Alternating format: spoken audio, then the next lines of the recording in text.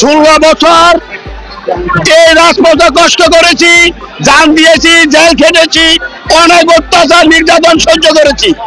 আমরা যদি আওয়ামী লীগ আবার পায়তারা করে বাংলাদেশে ঢুকে, তো বাংলাদেশ জাতীয়তাবাদী দল আর কাউকে রেহাই করবে না ইনশাআল্লাহ।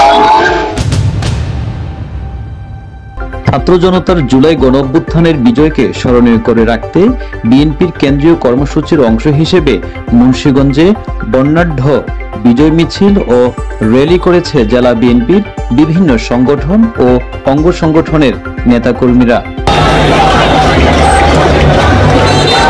মঙ্গলবার বেলা 11:30টার দিকে শহরের সুপারমার্কেট এলাকায় জেলা বিএনপির কার্যালয়ের সামনে জাতীয় পতাকা ও দলীয় নানা রকম ব্যানার ফেস্টুন হাতে মিছিল নিয়ে দলে দলে এসে সংক্ষিপ্ত সমাবেশে যোগ দেয় নেতাকর্মীরা। এ সময় দলীয় নেতাকর্মীদের বিভিন্ন স্লোগানে মুখরিত হয়ে ওঠে পুরো এলাকা। পরে বিজয় র্যালিতে অংশ নিয়ে তারুণ্য নির্ভর বৈষম্যহীন আগামীর নতুন বাংলাদেশ গড়ে তুলতে ঐক্যবদ্ধভাবে সবাইকে এগিয়ে যাওয়ার আহ্বান জানানো হয়।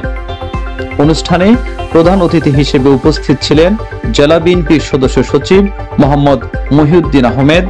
এ সময় কর্মসূচিতে অংশ নেওয়া বিএনপির নেতাকর্মীরা যত দ্রুত সম্ভব সাবেক প্রধানমন্ত্রী শেখ হাসিনা সহ পলাতক আওয়ামী লীগ নেতাকর্মীদের দেশে ফিরিয়ে এনে বিচারের কাঠগড়ায় দাঁড় করানোর দাবি জানান। নিউজ ডেস্ক, আজকের টাইমস।